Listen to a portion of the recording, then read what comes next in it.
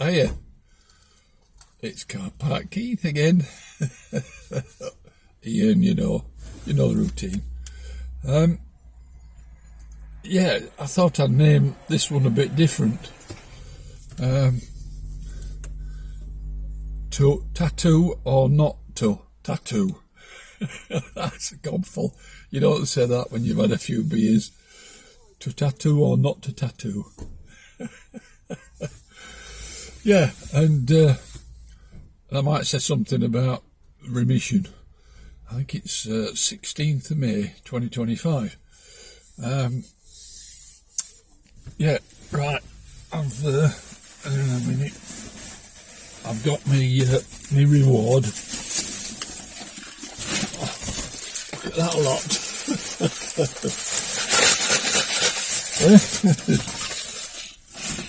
I must be costing NHS a bloody fortune. I'm not complaining. Yeah, to tattoo or not to tattoo. Right, I went to the barber's in Penzance a couple of weeks ago now, and she put me Thunderbolt like there and one on this side as well. You know, tapestry, colourful, all that. You know, and while I'm sat there waiting, I looked across the other side of the street, and there's a tattoo parlour opened, and I thought, I've never had a tattoo. And I thought, I've never been that bothered. And I thought, oh, hang on a minute, I've never experienced this. And I really, like I keep telling you, make it colourful. And I forgot the word now, chemo brain. Yeah, so and I said to my wife, I said, I'm thinking about getting a tattoo. Not a big one, like, just something so that I know I've had one. And she says, oh, we don't want to bloody bother doing that. Well, I says, why not? No reason why not.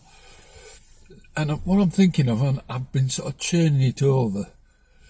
And any suggestions from, viewers, any subscribers, whatever, put me a comment in, yes or no, don't, however you want to phrase it.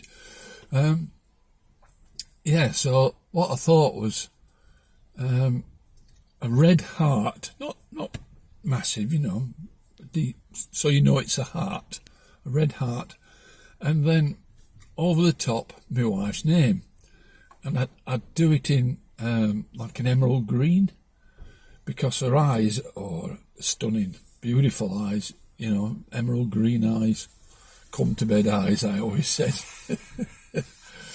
Yeah, and the other thing is that in 2029 it's our 50th anniversary, August the 11th. So what I thought was that to leave room on this heart, and whether I surround it in a circle or not, I don't know, but I'll talk to tattooist about, what he recommends.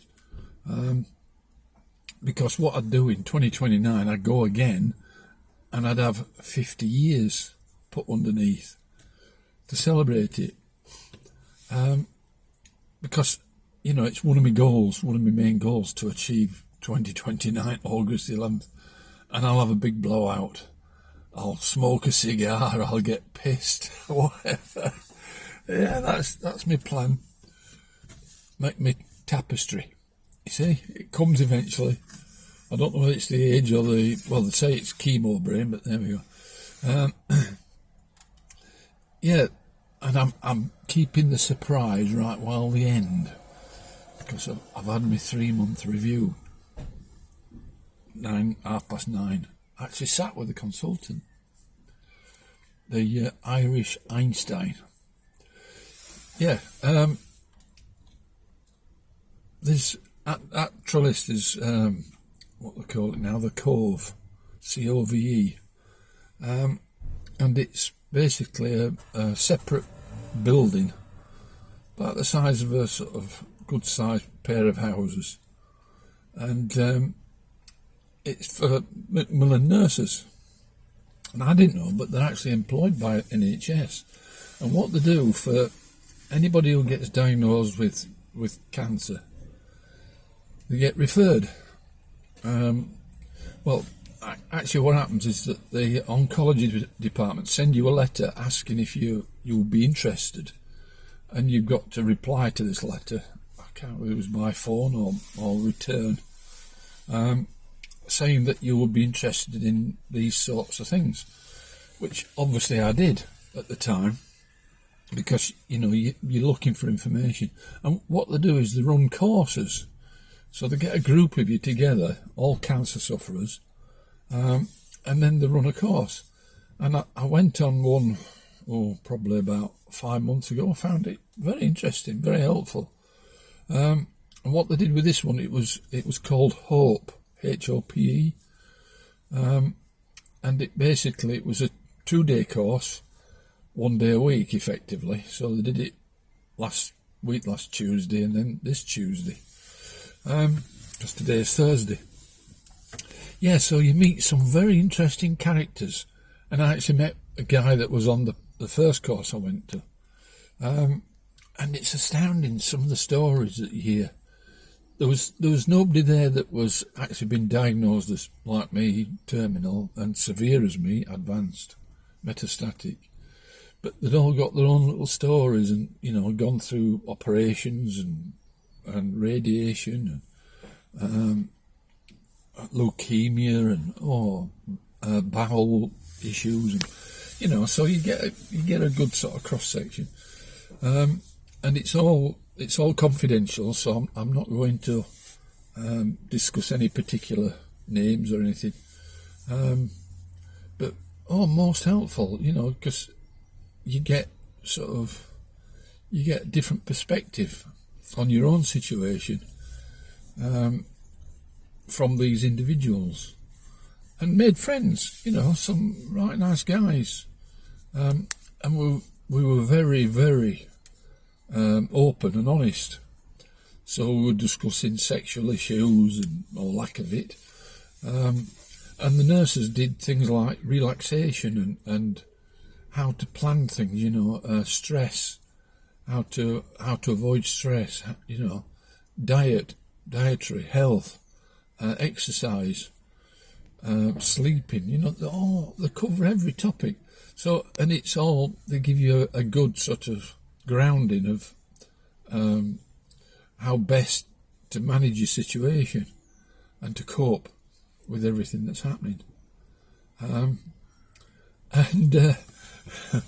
Now this is another question for you.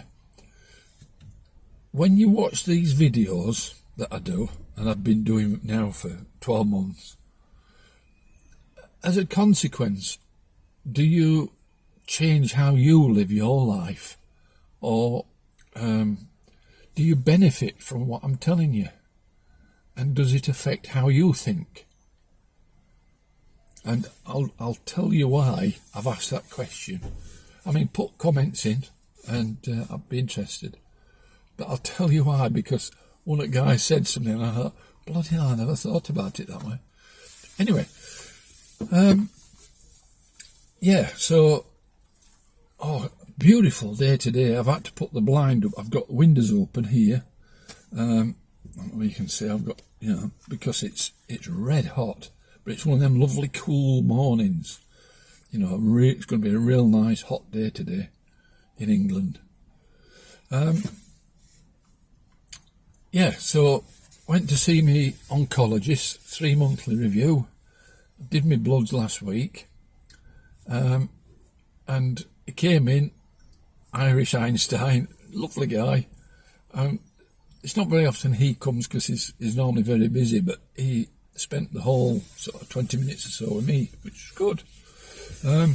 So I got to ask him some questions, and first thing he says, we've checked your bloods, everything's absolutely normal, and your PSA undetectable.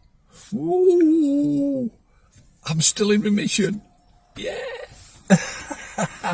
Hey, we're off with camper tomorrow, and I said to wife, I said, I'm either going to have the best fortnight I've had for a while, or I'm going to be miserable, because if I'm out of remission and it started to grow again, I won't be very happy, and it has spoiled me 2 weeks.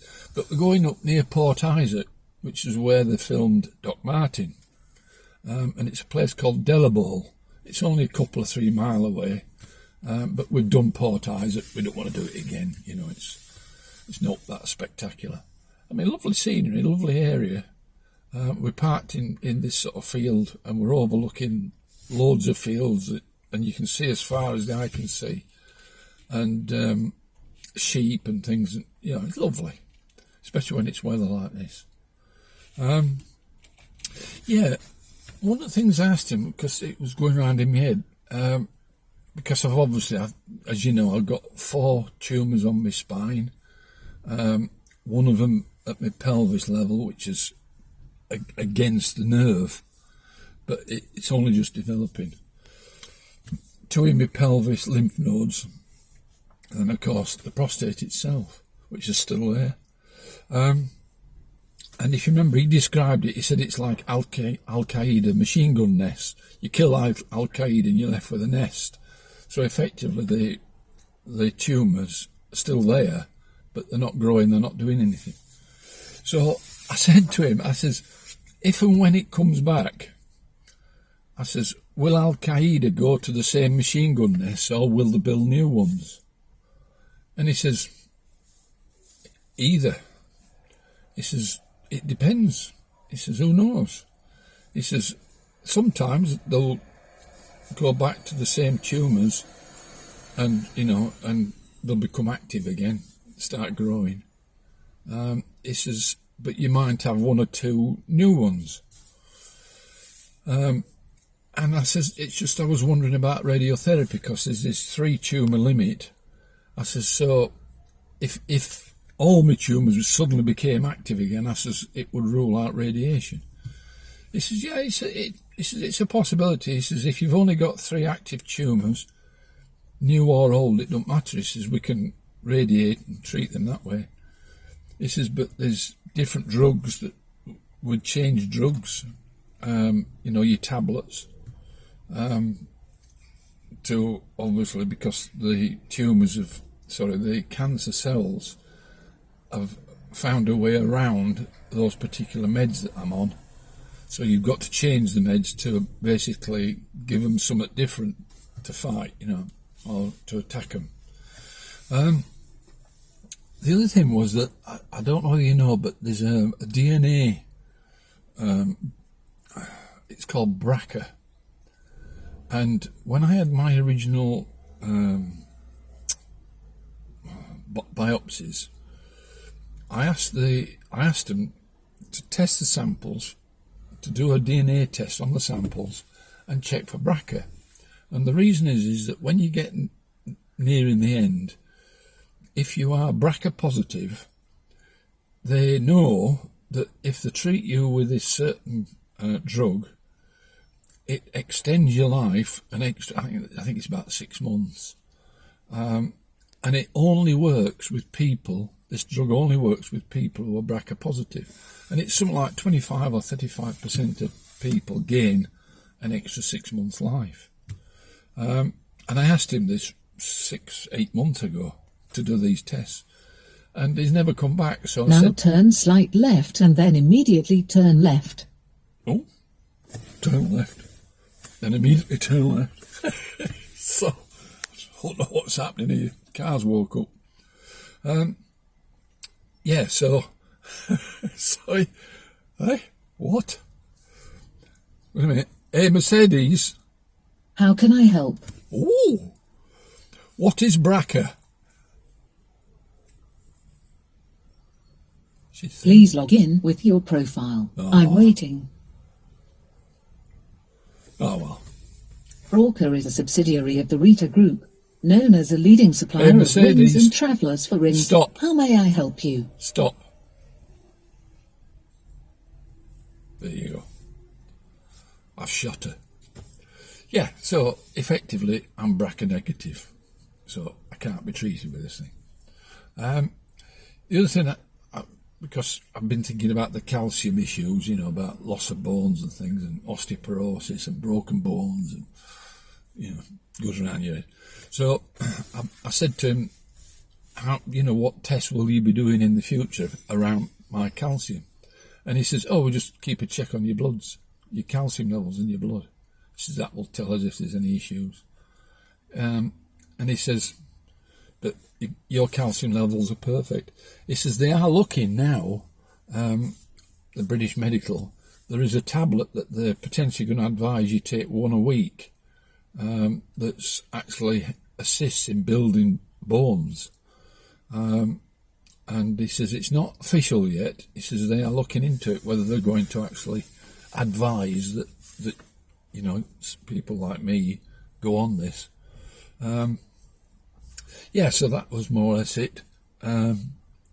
Everything's going hunky-dory, basically.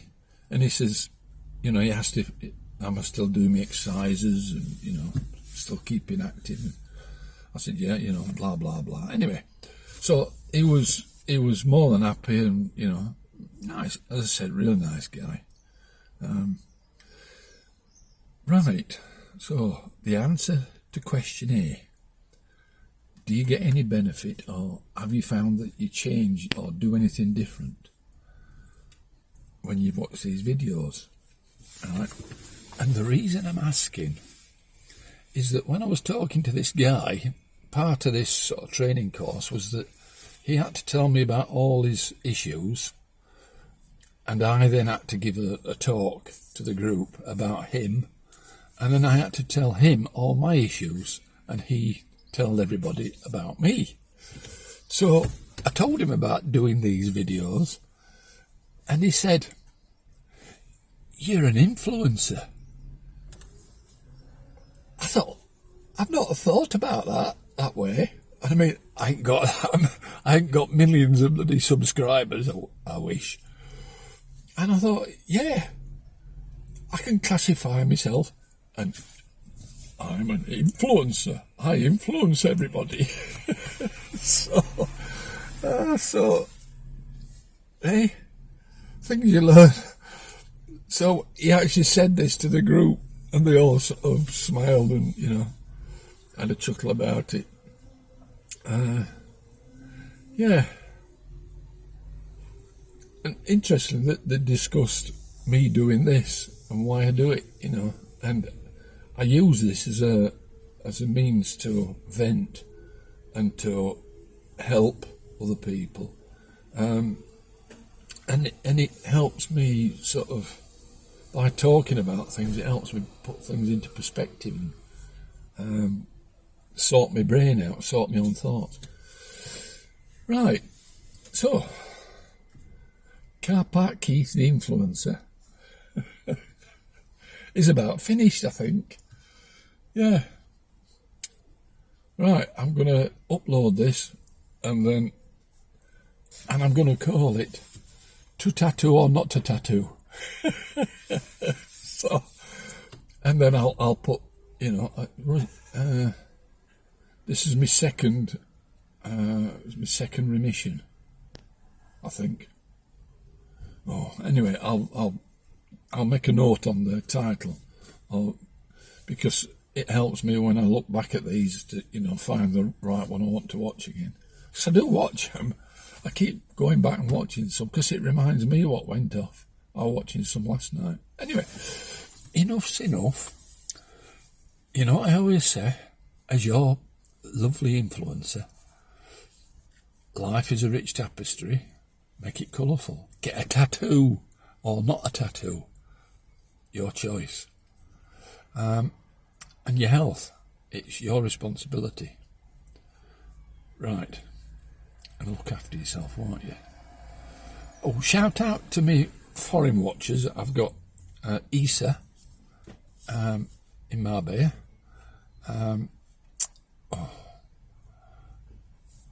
Chemo Brain. Stella and Gino.